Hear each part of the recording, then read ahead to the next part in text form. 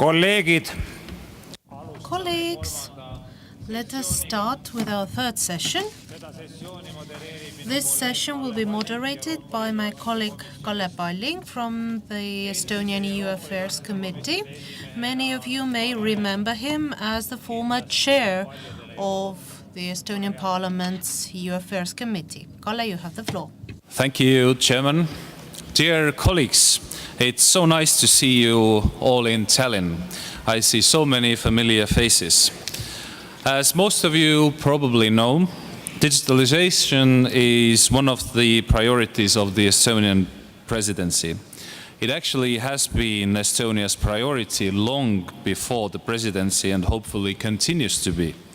There have been many presidency events dedicated to digital single market. The Tallinn Digital Summit being one of the most outstanding, with a strong message on the need for a stronger and more coherent digital Europe. No Estonian presidency event is complete without talking about digitalization, and COSAC here is no exemption. So, in this session, we will focus on digitalization of public sector and more precisely on e-services. According to the findings of the most recent COSAC biannual report, most of the national parliaments consider the digitalization of public sector to be very important. Nevertheless, there are still many concerns that need to be dealt with. We have three speakers who will share their thoughts about digitalization and overcoming the challenges. Our first speaker is Mr. Siim from the Estonian Ministry of Economic Affairs and Communications, followed by our second speaker, a good friend of mine, Mr. Gunther KRICHBAUM from the German Bundestag. And our third speaker is Mr. BIZET from French Senat. Colleagues, registration for comments and speeches is open from this moment onwards. You can request the floor electronically from the seat reserved from you. I guess that most of you have practiced it already. But now I would like to warmly welcome our first speaker, Mr. Siim, the Deputy Secretary General for Ministry of Economic Affairs and Communication. His role is to set the strategy and policies to launch and steer strategic initiatives for development of digital government and society in Estonia. Siim is one of the founders of Estonia's groundbreaking e-residency program as well. Please, Siim, the floor is yours.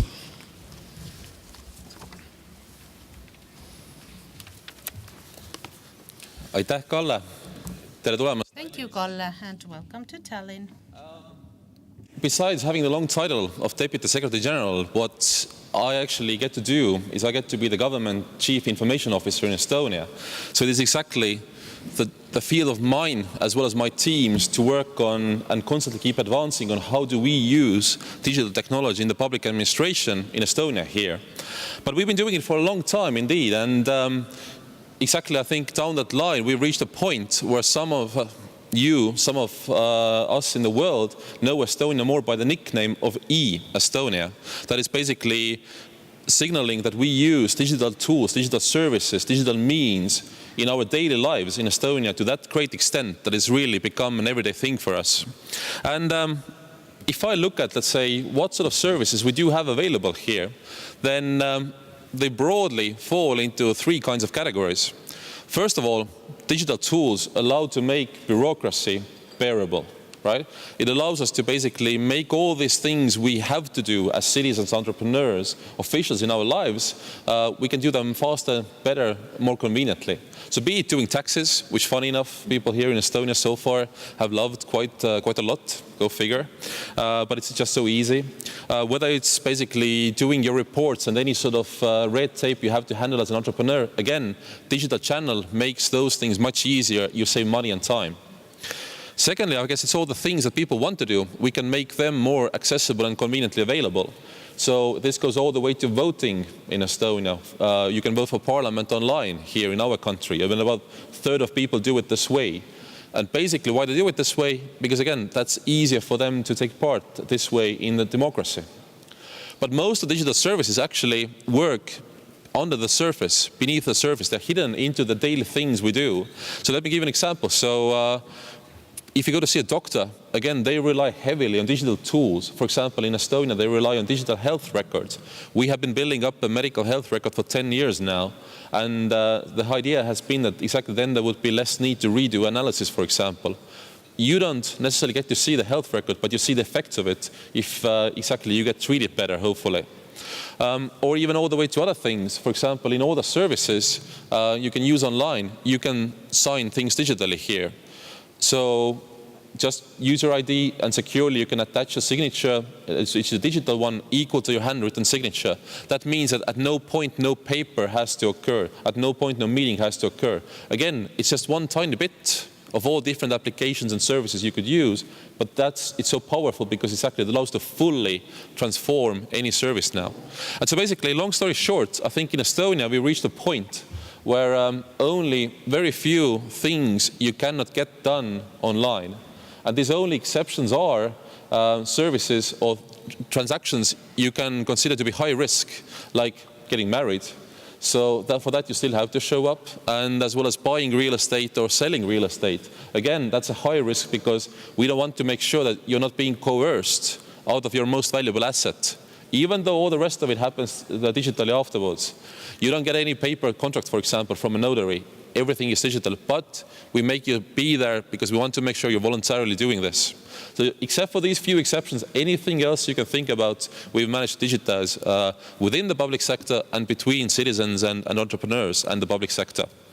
Now, and if I look at some of these lessons learned from this and some of the challenges we have seen along the way, the biggest one I want to bring out is actually very relevant to your jobs as well, and this is transformation. Tech has very little to do with digital development, actually, at the end of the day.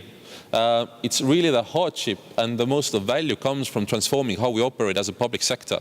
So if I use the example of taxis or health or whatever example I want to choose, basically the benefits, for example, we save people time and money, not because we make them go online, but because we have redesigned services to be simpler and more effective, including by putting them online. So doing taxis, yes, has been quite simple. Most people in Estonia used to spend less than 3 minutes on this. But the point is that it wasn't just the fact that we moved it online. We also figured out, but hey, we can make it much simpler. We can reuse the data that we already have our hands on in the government.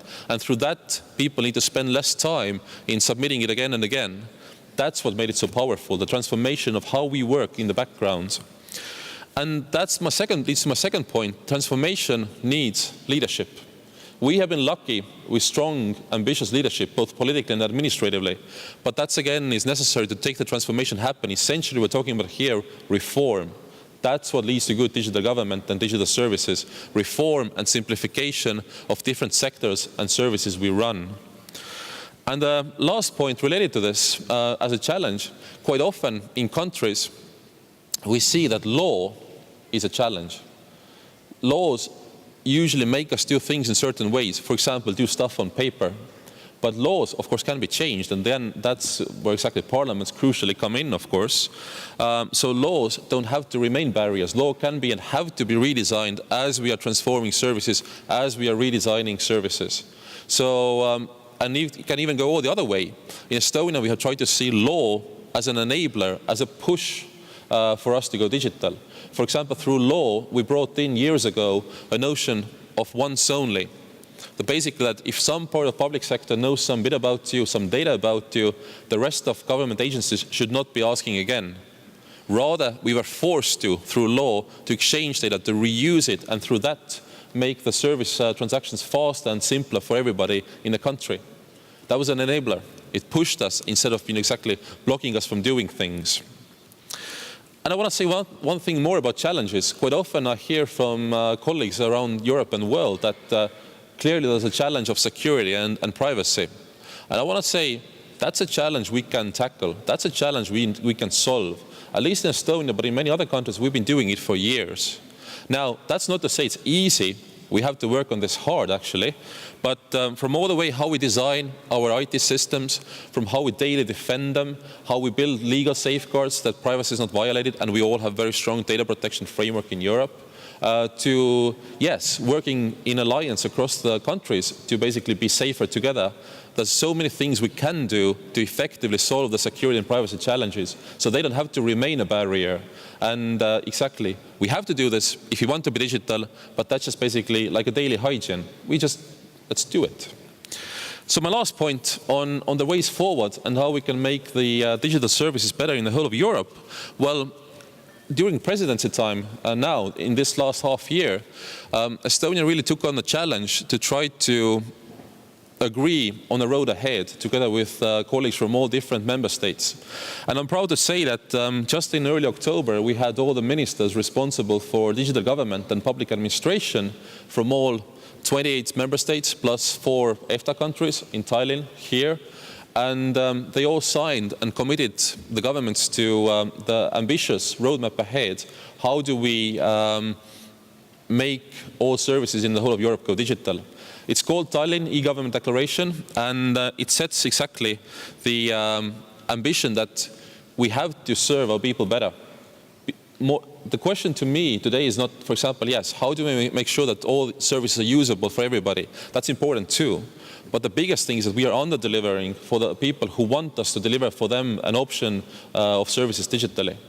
So Tallinn Declaration basically set at its goals and set actually more like an action plan, not just declaring the goals. It sets out a roadmap of how do we make sure that digital is there for all services. How do we make those services simple? For example, by applying once only rule in the whole of Europe, at least as an option for people to consider. How do we ensure trust, especially through making digital identities available for all countries and all people there? And finally, how do we trust people more to handle the data themselves? So basically, yes, building up technological ways how people could manage the personal data that governments have about them, but still trust us with the data in the first place. So there's more in the declaration. Basically, like I said, it's an ambitious roadmap for the next 5 years, especially for national government level, but also for us jointly on the European level. And that's because just a week before the declaration was signed, Tallinn Digital Summit was here. We had all the heads of state and government here, and they very clearly said that, look, when it comes to digital services, especially the cross-border needs have to be that digitally met. So, for example, yes, all the things involved in moving across the borders for people, for companies, these things have to be there digitally available and built on once only principle as much as possible. So Tallinn Declaration is a way to achieve that. And my last bit is that, yes, it's all upon all of us now in the national governments, in the officials and ministers' side to deliver on this. But exactly, it does need quite a strong push from government, parliaments, and of course support from parliaments as well to really deliver. So that's what we hope to have from you, exactly. Chance and support and push to make Tallinn E-Government Declaration happen, and thus digital services in the whole of Europe really much, much better. Thank you.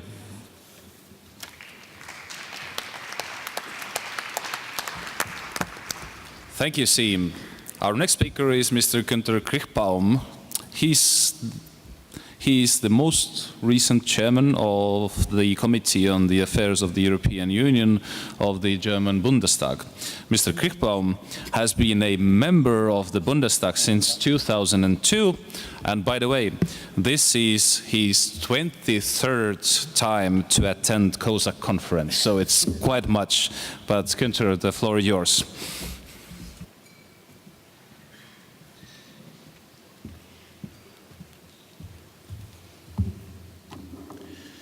Well, first I will use my mother tongue. Vielen Dank. Thank you, Kalle. Colleagues, I'd like to thank you for the invitation to attend. Now, perhaps there may be many to be interested to know what's happening in Germany rather than on the digital single market, but perhaps we can discuss that over dinner this evening. I'd like to pick up on what the previous speaker was saying. Where are we? On the one hand, we have a country such as Estonia that is a model for digitalization.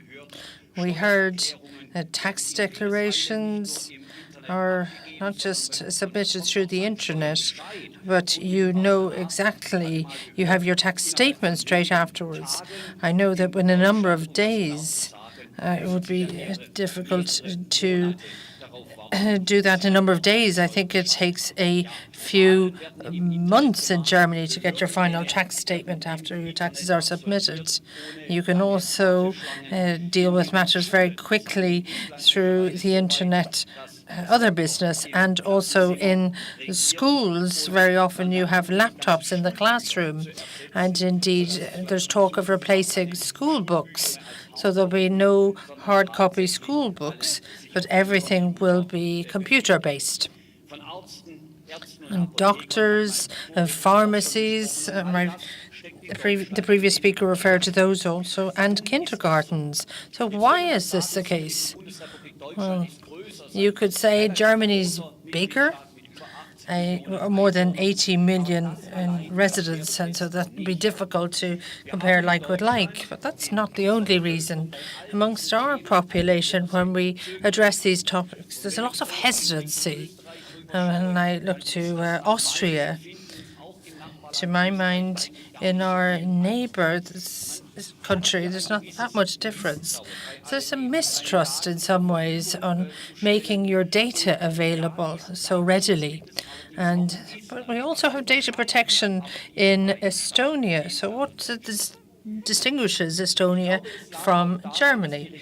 Well, I think perhaps the government a few years back, indeed for some 15 years now, has said to citizens, we're offering this to you. You can do this or not.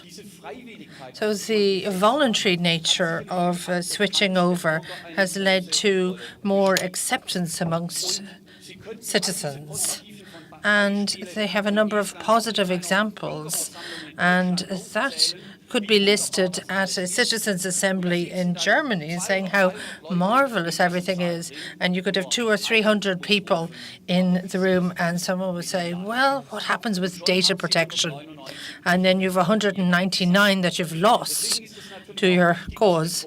Of course, it's important to emphasize that there were penalties for those in Estonia who hacked data or tracked data or abused data, because in Estonia, automatically you can see the fingerprint if the data is used, and then you can also investigate who interfered with the data and to what extent. So that's also important.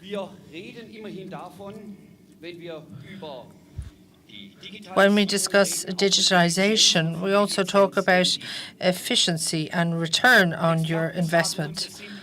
Experts say that's about 2% when you look at GDP. 2% in Germany would about 60 billion euro. 60 billion that could be used and invested in transport infrastructure, in schools, in hospitals, and many other areas. So we're talking about large amounts. When we hear about data protection and discuss data protection, it has to be available, of course, but we also need to ensure that it doesn't go too far, because legislation that goes too far brings with it risks. You need to look to history, go further back. In 1865 in the UK, you had the Red Flag Act. Most people in the room mightn't say anything to you. Well, that was introduced because there were steam vessels, and people saw that the possibility that there'd be cars. They saw a risk because down the line, you would have a car, and somebody had to walk in front of the car and flag the fact that this was going to be dangerous. Now, in summary, the car industry developed in Germany 8 years earlier than in the UK. Which probably meant that the automotive industry in Germany developed differently to the UK. So we have to look at how we implement our legislation and prevent certain developments coming about.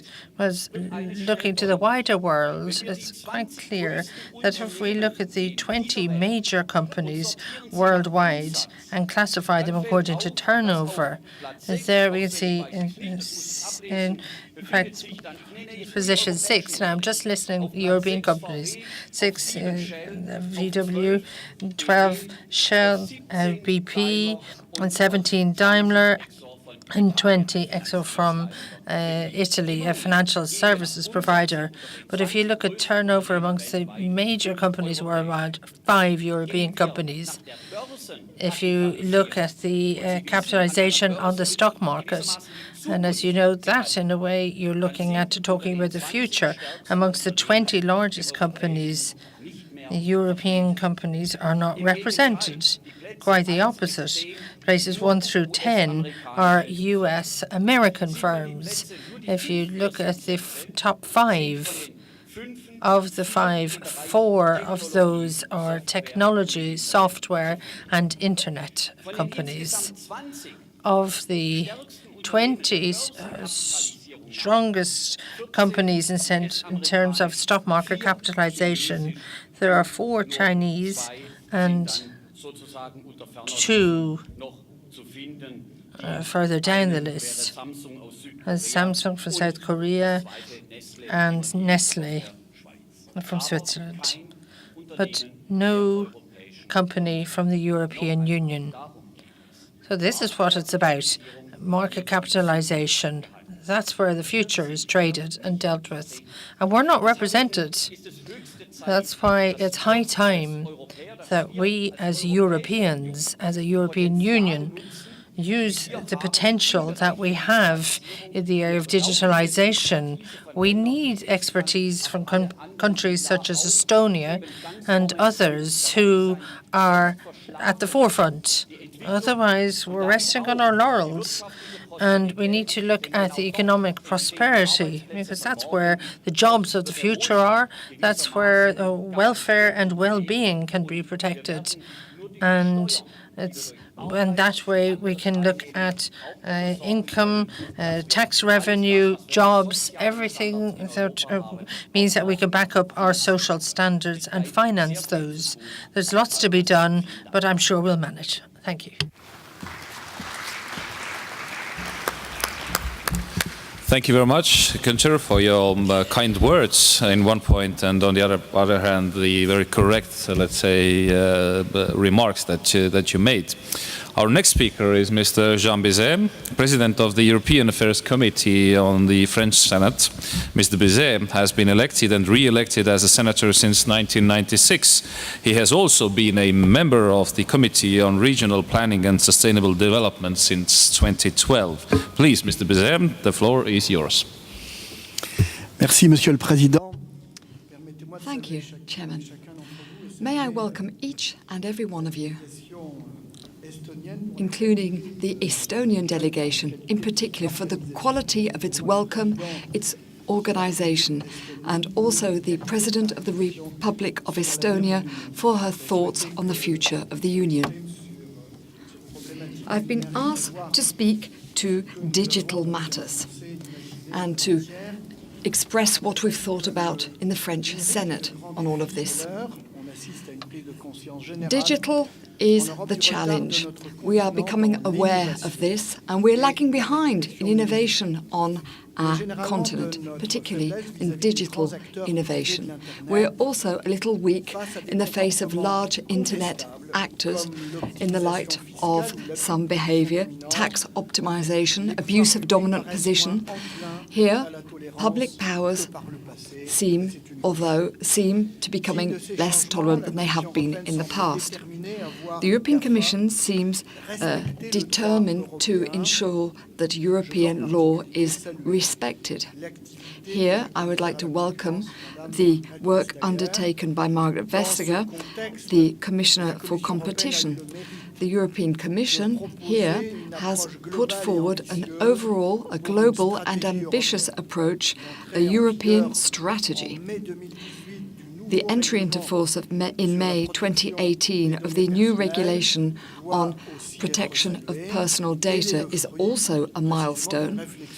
It is the fruit of long thinking, and it is time that we see it implemented. To look at current developments in e-services. Here, I would like to say a little about my home country, France. A Eurostat study has shown that in 2016 in France, email is the most used service, then banking services, then online media, then social networks. The administration has set up a portal, publicservices.fr, to allow citizens to use online services.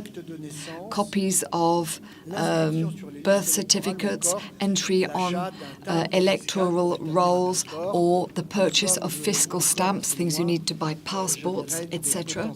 But we are somewhat lagging behind what is being done in Estonia, though.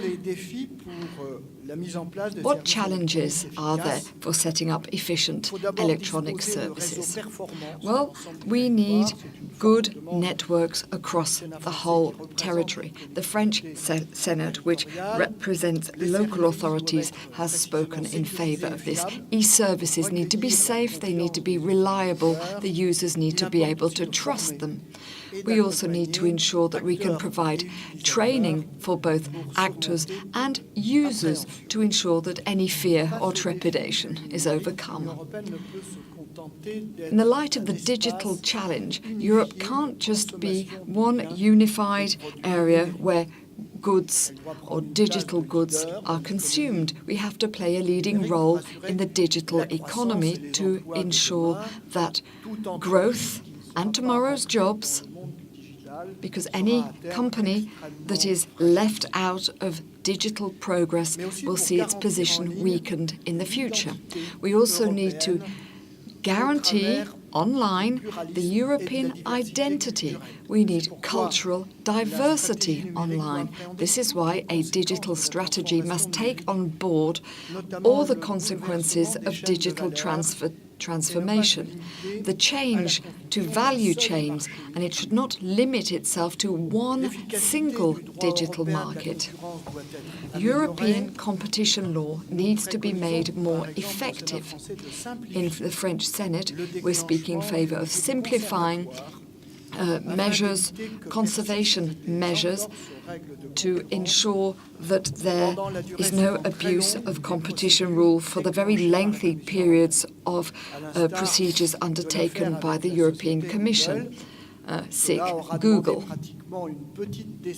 It took almost a decade. And today, the economic cycle is far quicker than the political cycle, and we can't get bogged down in such situations. We also need to adopt new rules to provide a framework for digital platforms that are of benefit to the economy. We need a principle of loyalty to rebalance the relationships between these platforms and third parties. We need to propose services, applications and content, and that in order to ensure free access for users to all of these platforms. We also have to ensure that we have efficient taxation of revenues generated by digital activities, both in terms of direct taxation and indirect taxation, with a tax base which is linked to the territory where the actual activity is carried out. In the digital age, publishers' rights and authors' rights, copyright, needs to be linked to territory. At the same time, we need to ensure that we promote access to goods, and we need to ensure that we have fair pay for authors and to ensure and guarantee cultural diversity. We need an industrial policy to promote digitalization in Europe. We need strategic steering and greater coherence between the Union's competition policy and its industrial policy. If I may recall, competition policy is a policy which is the exclusive right of the European Union. It was thought up 50 years or so ago, and today it is no longer in sync with the 21st century. We also need to accompany the growth of startups in Europe. We need to mobilize tools to allow them to find financing more easily and remove the barriers to startups actually getting off the ground. We need digital ambition in international trade negotiations, even the ones ongoing. If I may, I would also like to recall that when we looked at an international trade agreement, which since Mr. Trump's election has evolved along the lines that I'm sure that you recall, TTIP is what I'm referring to here. The substrate of the data, be it personal data or not personal data, has not been clarified in these negotiations, something to keep a weather eye on in the future. By way of conclusion, may I emphasize the need for cybersecurity in Europe, the strategic importance of developing public and private competence and capacity within the EU itself. And I must admit, once again, I congratulate Estonia's technical knowledge and expertise in this area, but for many of us, cybersecurity is still a blank page, so we hope that those are doing well do even better, and that for the benefit of the whole of Europe. Thank you. Thank you, Sean. Distinguished speakers, thank you for sharing your valuable insights on the topic. And later on, I would be delighted to hear your remarks on the interventions. We have about 50 minutes for the debate. We have 14 delegates who want to take the floor. So please hold your individual remarks within 1.5 minutes. And please keep an eye on the time. It's my pleasure to give the floor for the first registered intervention from our colleague from UK, the Baroness Neville Rolfe, please. New COSAC friends, unlike Mr. KRICHBAUM and Mr. BIZET, I'm new to the European Union Committee, having previously been the Minister for the Digital Single Market in the Competitiveness Council. And as I'm first to comment, I'd like to compliment Estonia on their digital trailblazing. We heard about tax, we heard about health, about voting, about security online, and indeed about the Tallinn Declaration. Now, like other parliaments, we've held many debates on digital, and we've produced some excellent reports, good social media and websites. And the topics have included the value of the digital strategy, so in economic growth, from the creative industries, which have been mentioned, to autonomous vehicles and startups, data security, the need for adequate broadband and mobile coverage, and then government services through, in our case, one UK government website. And this includes UK Gov Verify, so for verification, UK Gov Pay for secure online payments, and Gov UK Notify. So that's checking where your application or payment is, rather as though you were looking for your suitcase. And I agree with Mr. SIKKUT that this government action needs leadership from the top. I'd highlight two areas of increasing concern. The first is digital skills for business growth, for the workplace, and that includes the government workplace, in schools. So my own granddaughter now learns computer coding in her first year at school, but there's a lot more to do. And secondly, alongside our love of the convenience of the internet, there is increasing concern about harm from the internet. So everything from financial and identity and data theft online, cybercrime, fake news, terrorism, and indeed child abuse.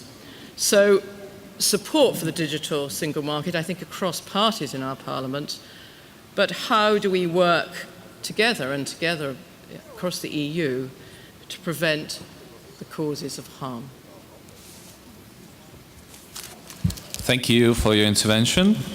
Next speaker is from Finland, Miss Anne Lohelainen. Thank you, Chair. Viro on ansiokkaasti. Estonia has been very successful in developing e-services and promoting them. Thank you to Mr. Siim SIKKUT for an excellent intervention on this topic. Finland is undergoing a major reform of social and health services. Digital services should guarantee its success and help keep costs down. Finland is developing an e-services portal based on the Estonian model called X-Road. The test environment this is part of a larger whole where you can use to access services in different authorities. There are more than 90 different services on this, and the launching of X-Road in Finland has increased international interest. There are 6 countries in the American continent contemplating using this. We also have an institute that has tried to develop more cooperation in X-Road. So this is an excellent example of cross-border cooperation in this field. Thank you very much.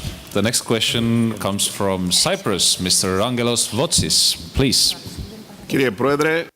Chairman, it's a fact that digital technologies create enormous opportunity for innovation, growth, new jobs, and better services and quicker services for citizens. But there are obstacles in access to these technologies by citizens. And based on our experience, security, data security and data protection are issues that are of concern to our citizens. They're worried about using this digital technology as a result. So we need to decide to finance research and innovation so that we can find solutions for these challenges, and especially to convince citizens that we have truly provided solutions for these issues. We know that we need high-speed networks, and of course all this costs money. If we really want to move forward, we now need to make those decisions, whatever the cost, and find ways to finance these networks so that citizens can quickly use digital technologies and make sure that this technology is accessible even from remote areas. Thank you. Thank you very much. Next question comes from Romania, Mr. Rovana Plumb. Miss Rovana Plumb, sorry. Doesn't matter. Thank you, Chair.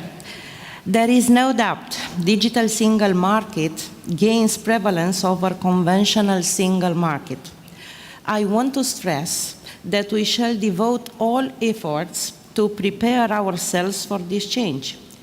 It is not just a technical matter, it is a matter of social inclusion as well. We have to cope with digital gap in order not to end up by having one Europe and another separate non-Europe.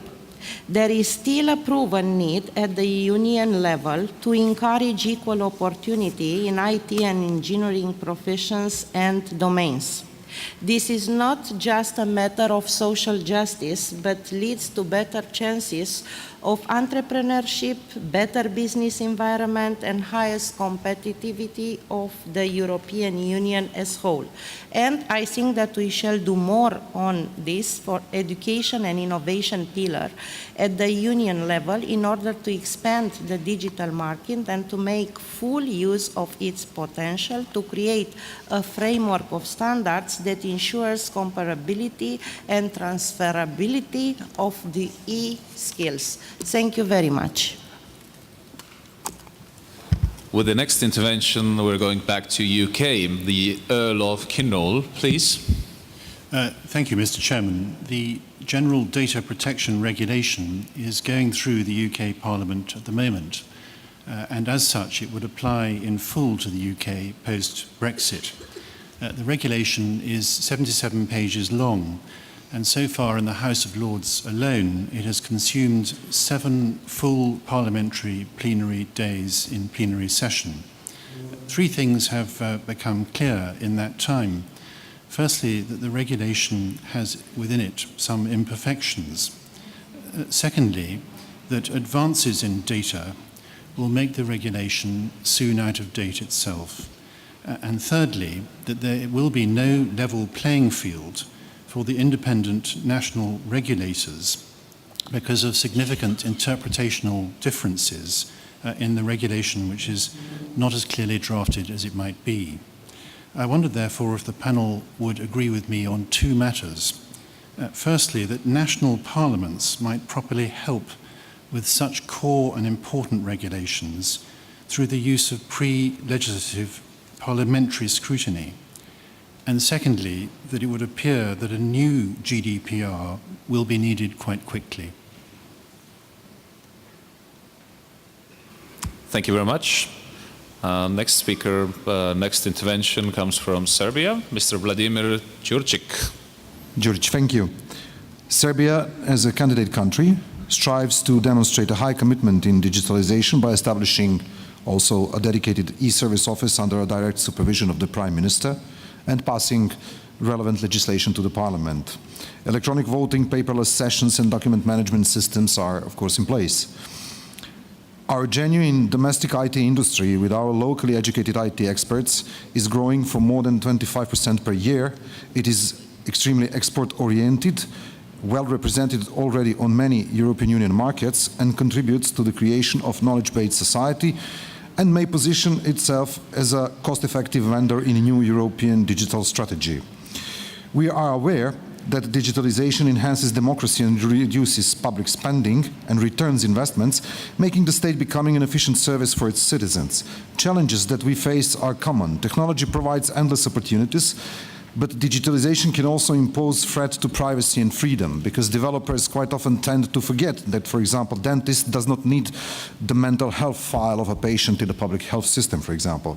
We should also be aware that we do not digitalize the processes as they are, but we reshape them, hoping that the digital solutions do indeed provide their optimal shape. Innovation brings opportunities, but innovations require new skills in order for those opportunities to be seized. Innovations may also close jobs, and answering challenges as those therefore requires tremendous political will. Otherwise, those opportunities may be easily seen as threats and will face resistance then. Thank you. Thank you very much. Ms. Soraya Rodriguez Ramos, the floor is now yours.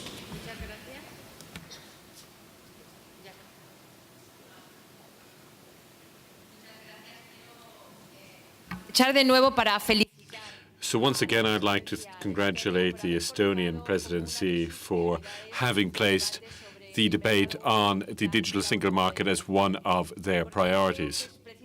I believe that it's here that in the economy and the digital society that Europe can move forward in terms of its economic development, competitiveness, and social equality between citizens.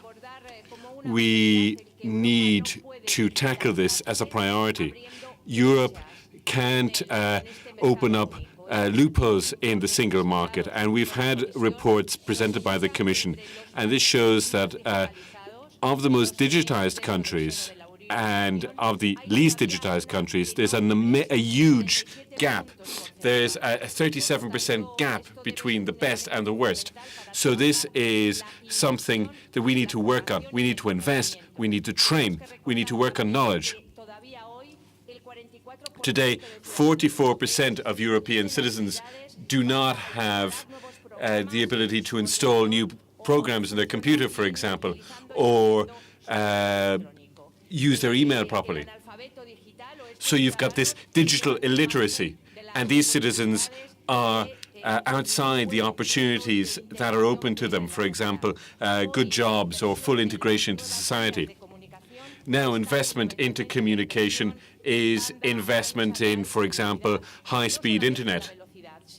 We shouldn't just invest in high speed. We should invest in the safety of our connections and the security of our connections, the quality of our connections. So it's an interesting debate. I'd like to congratulate the Estonian presidency and congratulate them for their conclusions. Thank you. Thank you very much for your kind words. The next intervention comes from Austria, Mr. Stefan Schenach. Dankeschön. Thank you. And I'd also thank the Estonian presidency for having put the focus on the digital single market. But as all three speakers on the podium were very positive in their contributions, I have to sow a little bit of discontent. I don't want to talk about big data. I'm a little bit concerned about the way in which our data is used by large booking companies, be they accommodation or online travel services, nor the hate campaigns launched by some in the social media. But there are major social upheavals in the labour market, 4 million new jobs. But also many jobs that will be lost. Jobs in the supermarkets, jobs in travel agencies, jobs in other industries, and also in the care communities. What will our shopping look like when people swap over to buying online? What happens to our postal services if their parcels are no longer delivered by people but by drones? So people are worried about what the future will look like. We'll all be affected. So the key issue is we have digitalization, but is this leading to job facilitation or is it leading to profit gouging? And I'm not sure that we haven't considered all different aspects of digitalization. You're freeing people up. Well, okay, you're freeing people up, but where are the jobs for those people down the line? So we have digitalization of companies are driving this digitalization, but we do need to give some consideration to what happens down the line. Thank you, Stefan. The next question comes from Bulgaria, Ms. Evelina Vasiljeva. Thank you, first of all. Congratulations again to Estonia for promoting digitalization and setting a good example for e-governance. In Bulgaria, in 2016, a state e-government agency was established, which clearly indicates the political will for digital transformation and the understanding of the importance to adapt our administration to the digital era. The role of the agency is to secure the environment upon which e-government can function and respectively, to make citizens' life easier and to facilitate business development. Of course, the main focus are the people. Therefore, education and training are our top priority.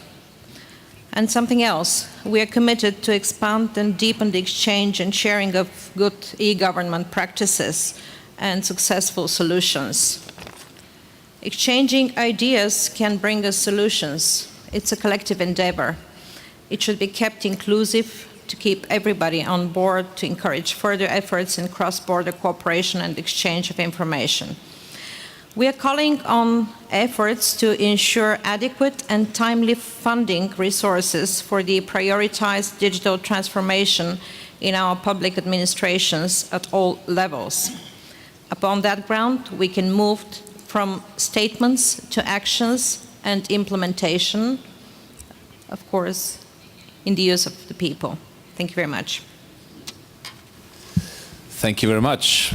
And now I'm really happy to give the floor to Mr. Mark Angel, who's a good friend of mine, and especially he's coming from Luxembourg, who's hosting the first ever data embassy for Estonia. So I'm really, really happy that you have also an intervention. Please, Mark, floor is yours. Well, thank you very much. You already mentioned what I was going to say.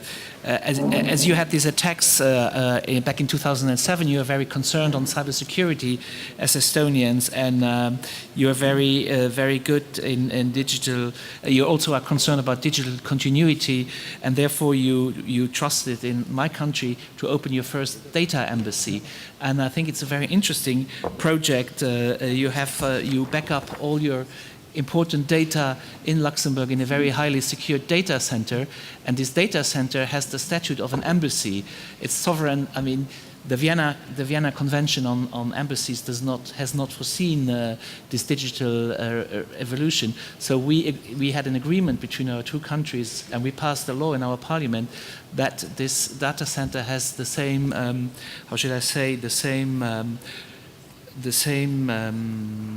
protection like an embassy. No Luxembourg official can enter there. It's sovereign Estonian territory in that embassy. So I think this is a new model which can be done with other countries. And my question would be: are you within UN, or I don't know where in UN where the Vienna Convention has been drafted many years ago, also proactive to see that this new aspect of digitalization can be part of these conventions on diplomacy and diplomatic protection, etc. Thank you. Thank you very much, Mark. To achieve that, we had to buy a piece of land in Luxembourg, so we are the landowners now here and there as well. The next question goes to Germany, Mr. Rainer Robra. I have a specific question for Mr. SIKKUT. How does Estonia guarantee its data archiving for the state archives and also for the courts?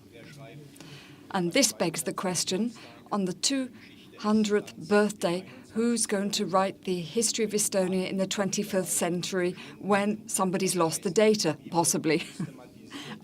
How are you going to systematically preserve, also for purposes of evidence, things related to the digital internal market? What about if we have digital rulings? How are we going to be able to manage that?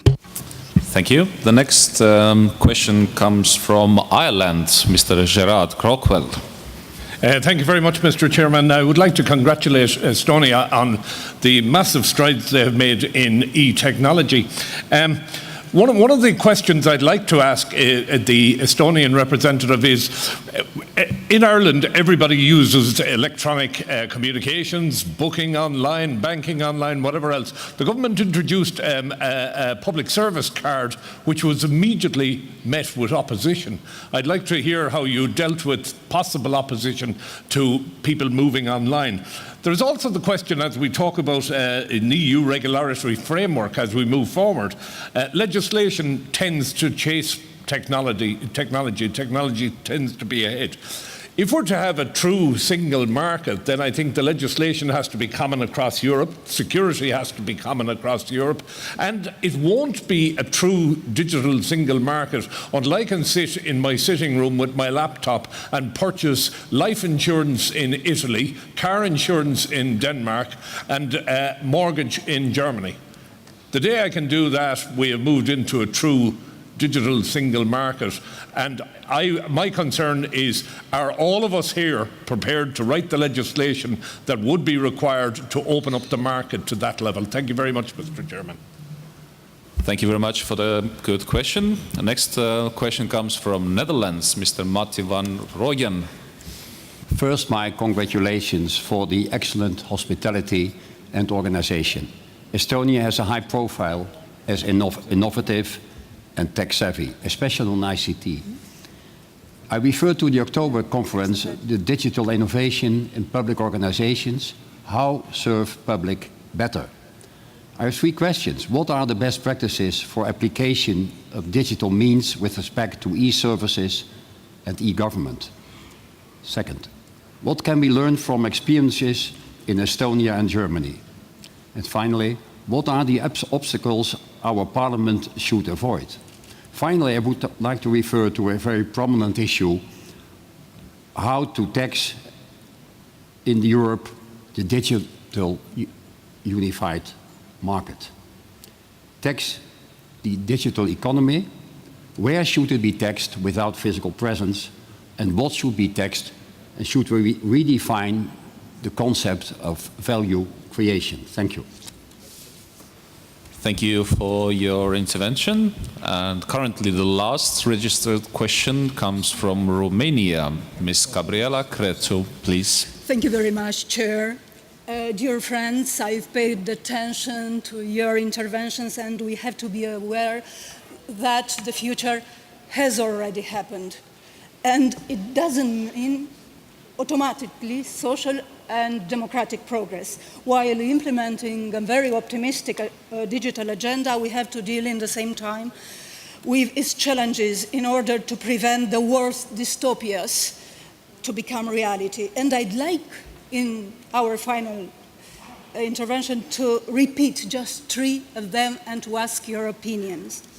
Important changing, one, in the structure and size of labor markets, with new professions appearing and others disappearing, with robots and automation replacing human labor. It means that our distribution model, directly linked with having a job, it doesn't fit anymore with the new economy. We have to change the current criteria for distributing economic results, or to change the labor time, one of them. Secondly, even more taxation avoidance than today. Uber, it is not cooperative economy, my friends. And thirdly, ethical challenges related to the use and control of big data. When using big data provides states as China or monopolies the possibility of outperform the markets, free markets, through collecting and analyzing the consumers' and citizens' expectations, elaborating more appropriate services or policies or goods, we have to pay attention not to be politically out of date ourselves, because finally everything is related with empowering citizens and nothing else. Thank you. Thank you very much. Thank you, dear colleagues. Now we have about 25 minutes for the feedback from the panelists and also for the debate. So if we have additional questions, feel free to ask. But I suggest that now we are moving on with the comments by the panelists. First Siim, then Gunther, and then Sean. Please, the floor is yours. Thank you. And thanks to really for all the kind words about Estonia. It's always humbling to hear that, because we've been doing stuff digitally, not to be praised, but really exactly to make stuff and life better here in Estonia. But I'll start by the 3 concrete questions that were addressed to me about Estonian experiences and sort of plans going forward, and then make a few sort of policy statements too. But first, the question from Luxembourg and data embassies. And so, yes, indeed, thanks really to the Luxembourg government and parliament on being exactly good innovation partners, on figuring out the new model for digital continuity, how to really keep data and core systems safe outside the countries, but while still exactly under your own control. And this is, by the way, not just Estonian need. I mean, any country in the world, any place in the world that's, where there's national hazards, earthquakes, volcanoes, stuff happening, or tough neighbors, I mean, that's exactly the sort of, backup you might need to have. So that model is for everyone to use. But the context here is that, so like you rightly said, that we build it in the framework of an existing convention. And I think there's something to an Estonian mindset here, is that so we don't necessarily think we need to come up with new laws and rules and regulations. Quite a few of the existing norms we just basically have to interpret to fit in the digital world. I mean, Vienna Convention is one example of them. We think the same thing, for example, when it comes to cyberspace. We don't think that we need to have new rules and about cyber conflict, or let's say cyber warfare. The existing laws of warfare will have to apply in cyberspace just the same way. So that's me saying, yes, on the one hand, if there would be more sort of enabling sort of rules and conventions in the global level, fine, but we can even work with existing ones by just exactly interpreting them in modern and enabling ways.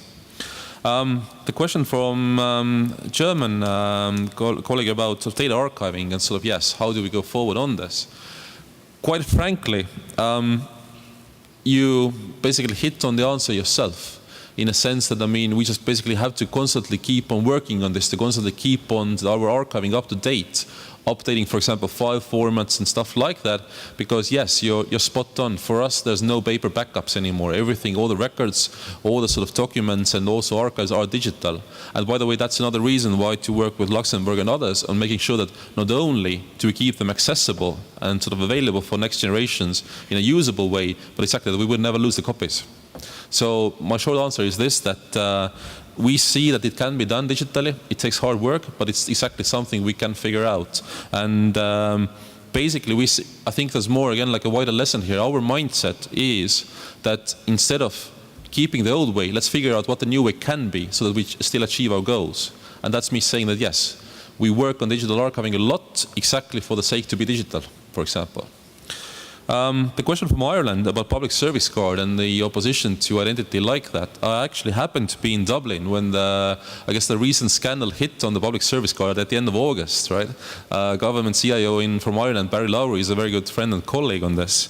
And we talked extensively about this also with your ministers. Now, in Estonian case, well, first of all, I want to come back to another point. I think whatever is the form of identity, card or not card, doesn't matter. But it really comes down to is that so whether people want to have access to the services and whether the services to have access to. If there are services, if they provide value and there are then proper safeguards as well, people will want to have this access. So that ensures the buy-in. Basically, the identity has to make sense. There has to be something usable and valuable for that to do. And so I would say the chicken and the egg question actually starts from us building up the services for which then people will have use for. Then there will be a buy-in for whatever form of identity as well. But secondly, of course, still I say there have to be proper safeguards. The legal framework that we don't misuse your data, that we don't violate your privacy. So basically enough sort of walls built in. But still, for example, also interoperability that yes, we can use if you like us to. So I can talk more about this, but basically it comes down to that, yes, we have to provide the services and have the safeguards, and then identities will be accepted. And it's not just the Estonian experience. There are many countries around here who have identity for that, and that's why we have said also, our leaders have said in Thailand Digital Summit, we have to have these identities there. Otherwise, there's no way we can have a trusted relationship and transactions with governments, but also business to business, for example. Moving on to a few policy sort of questions and opinions I would like to raise here. First of all, thanks really, kiitos Suomesta. Thanks really for Finland and as well as UK from bringing up the question of platforms really, and platforms that can enable governments to go digital faster. So basically exactly building up shared components that different services can reuse, be it for authentication, be it for data exchange that Finland brought out. Now, my point here is that so with Finland brought in is that so they were happy to use the Estonian solution. Estonia is always happy to copy from other countries if the stuff that works. We've taken examples and solutions and practices from Denmark, from Portugal, from Finland, many other places through the years. We'll be happy to do that even more. And I think that's me trying to say that a lot of it, but when it comes down to what I see in administrations often, is that we have this not invented here syndrome. We're happy to hear good practices from other countries, but we don't really want to take the solutions. We think that should be more of it, because then everybody advances faster.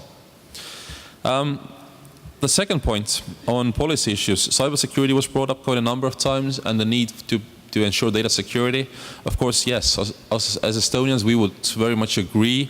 But like I was trying to say in my beginning statement, that again is a challenge we can solve. Right? By using the, state-of-the-art technology, by working on it a lot daily basis for defense. But I quite agree with one thing that one of the speakers said, I think from Cyprus, about the need for investment into cybersecurity.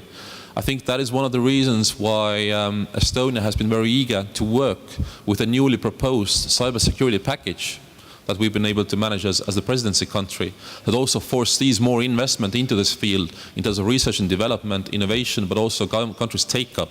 So this is clearly exactly what we have to follow up upon in the new next financial framework of Europe. GDPR, point from UK. I wouldn't go as far as basically myself say that perhaps a new GDPR is necessary. I think there's still quite a lot we can do within the existing framework. But as presidency, we have brought in another topic which is related. And I think GDPR, with all its sort of benefits and faults, is good enough to work from. But what we haven't had any discussion on so far is non-personal data. Data generated by companies, data generated by machines, and making that available, for example, across the board, as well as the ownership rights for these sort of data applying. This data will be as crucial, for example, for data innovation and the new business models, all the way to exactly enabling artificial intelligence sort of new solutions to pop up. So what we started talking with our competitiveness and telecom ministers and the colleagues in different countries was to say that, look, let's also discuss what's the framework there. We may not need new rules, but we need a clear understanding what rules apply in this space. Digital taxation, small point only. Very right to say that yes, this is an opening, an area in need of discussion. Again, as a presidency, we have brought this clearly forward, and it's quite clear that yes, we need to sort of somehow bring these rules that have been very territorial based so far to the new era and age. So exactly, we hope that again, with the help of all of you, we can sort of have a strong framework on this in the very next months to come.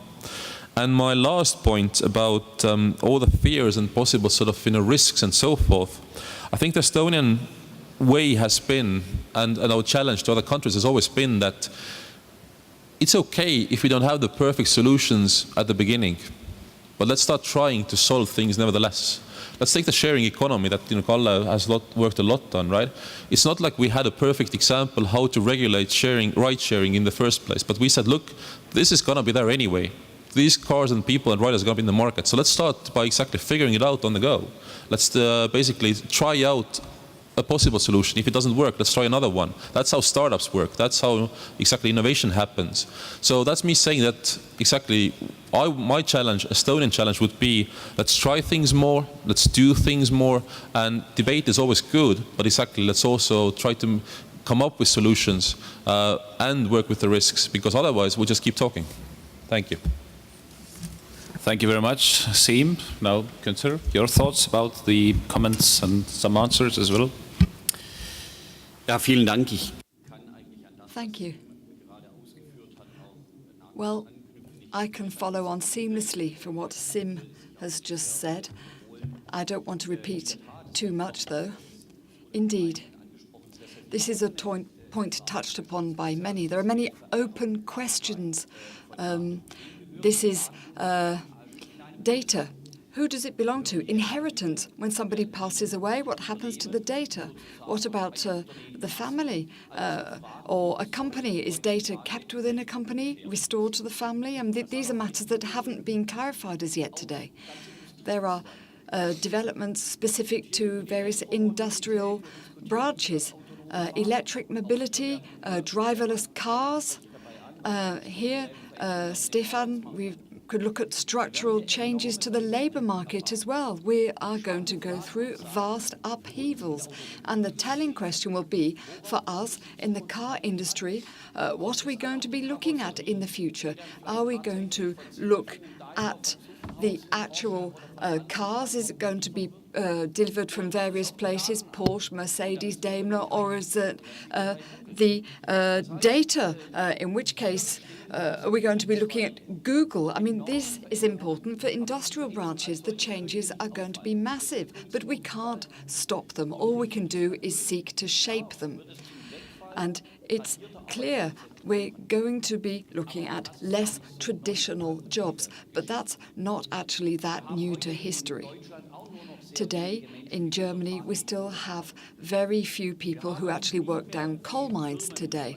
We don't, well, in my electoral area, we have CDs, so those making records have lost their jobs. It was said that videos would kill cinemas, but cinemas have persisted. So things will change, things will adapt. Some things may well disappear completely, pushed away by new technology. But this is something for us Europeans.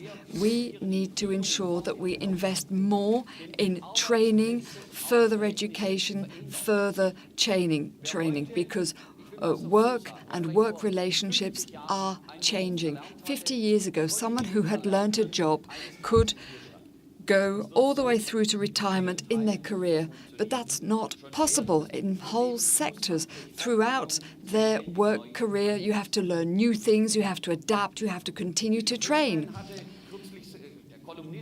Mr. Friedman, the New York Times columnist, recently set out in a book, I'm not advertising for him here, but he said that in the next 100 years, this is the 21st century, the world would change more than in the whole 20,000 years previously. So in 100 years, more change than in 20,000 years. That is the challenge that we're facing. We can't stop these changes, but we have to work to shape them. The UK talked about avoiding damage by the internet. We talk about cybercrime. We've talked about cyber defense too. But on a daily basis, when we are faced with fake news, look at elections. There we have to think whether or not, in fact, the Russians may be trolling and putting out Facebook comments or influence opinion about certain people. It's going to be hard to shore that up. But for fake news, hate mail, all I can say is that I really am surprised that we allow anonymity on the internet. Anybody sending a letter to a newspaper has to sign it. It's not anonymous. If I write a letter to someone, my name is at the bottom. And where is it carved in stone that you can act anonymously on the internet?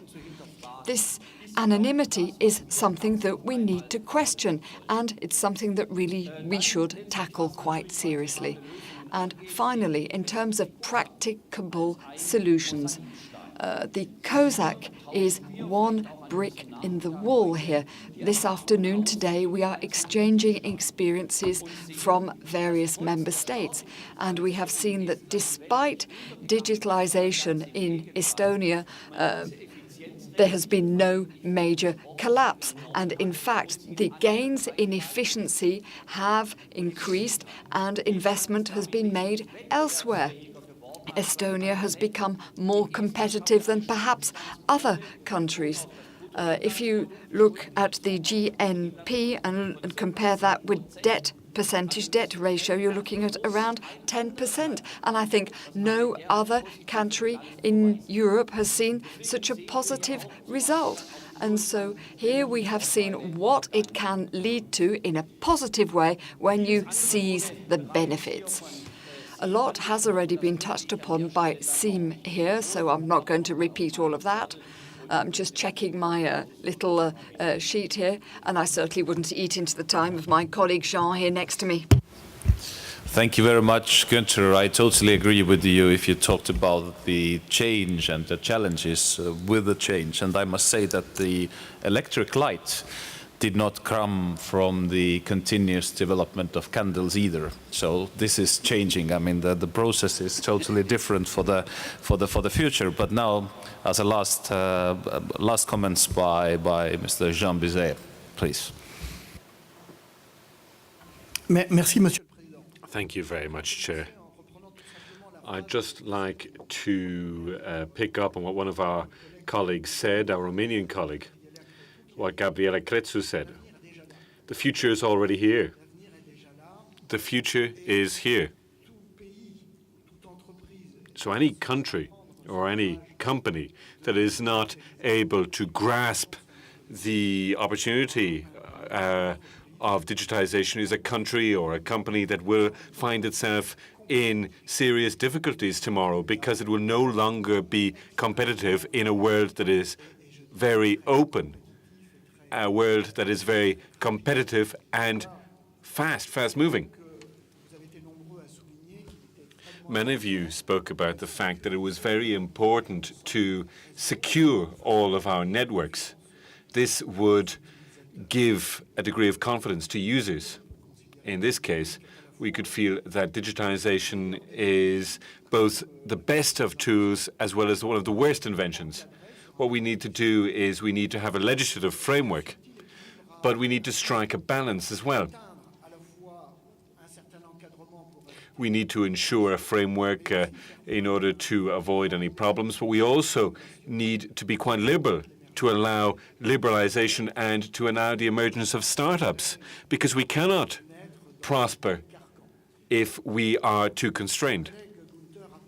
My colleague Gunther spoke about what our Austrian colleague raised, about the alienation of some of our citizens who are not able to make this leap.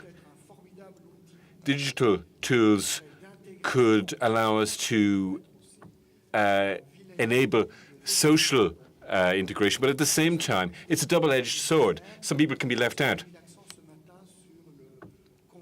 And that's why I spoke about the fact that what we need to do is we need to have a sort of Erasmus for apprentices. Now, Erasmus has been a major success.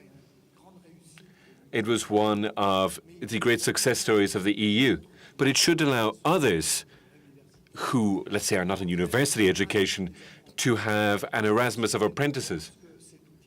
It will prepare people, and digital tools could, as I said, leave people out. Some of you spoke about political will. It's true that this exists.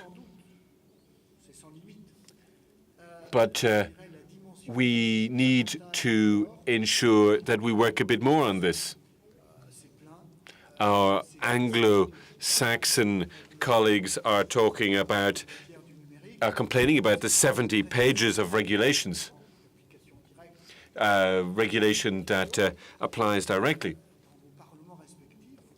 Now, in your parliaments, you are asked to work in the framework of subsidiarity. This is what happened in the French Senate, for example. We had to bring in reforms set out in Regulation 2003 of the Council. Now, one of our colleagues was the rapporteur on this. I think what we need to do is we need to be very careful. Subsidiarity is something that needs to be implemented as well. And we haven't been focused enough on personal data. Now, we're going to, it's going to be an industry, $100 billion euro industry, and obviously people are going to want to pounce on this. And one of my colleagues in the Senate has been very worried about this issue. And we don't really have a proper definition of non-personal data. And that's not a good thing either. We need to move fast.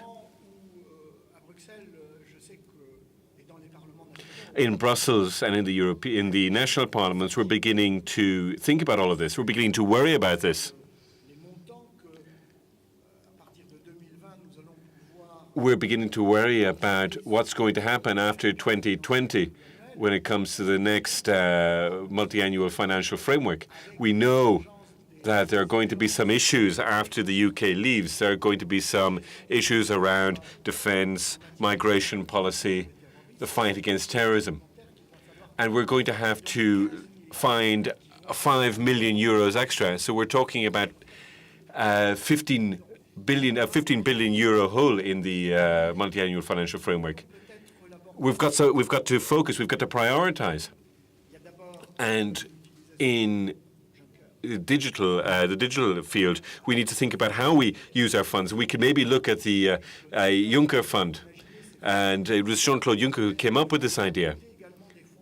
And we can also link in cohesion funds. We can ensure that they're deployed in a more horizontal rather than vertical manner in order to ensure we have a broader digital policy. Because the future is already here, but we are involved in economic competition, a sort of economic war. Now, even if the whole digital economy was dreamt up in Europe, it was the Americans who moved ahead of us. So I think what we need to do is we need to roll out the cohesion funds on this major challenge, which is digitization. Thank you. Thank you very much, Sean. Distinguished speakers and dear colleagues, thank you for your constructive and engaging discussion. I'm glad to hear that there are so many of you that consider the digitalization of public sector a top priority. I'm hopeful that some of the concerns that were raised are now reduced.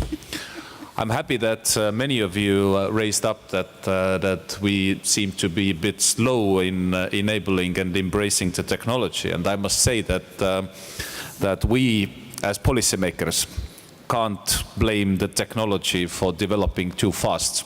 We can only blame ourselves by enabling and embracing it too slowly.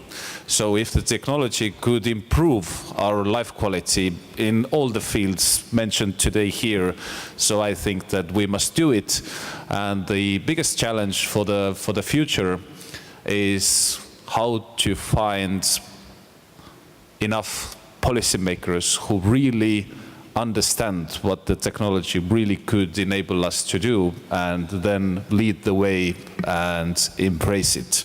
So thank you very much again for this captivating debate, and good luck in your countries for embracing the technology and the change with it. Thank you very much.